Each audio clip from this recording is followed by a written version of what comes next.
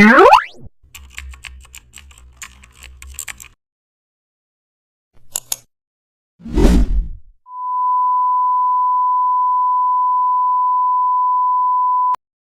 back to the channel. Don't forget to like, share and subscribe for more updates.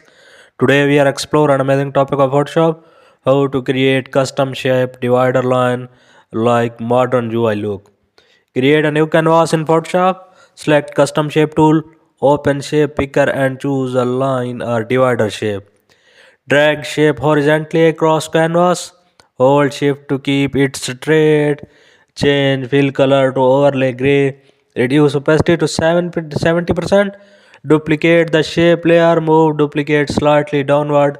Reduce opacity more for subtle depth. Select both layers and align center.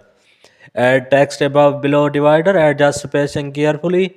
Zoom out and preview layout. Divider separates content cleanly.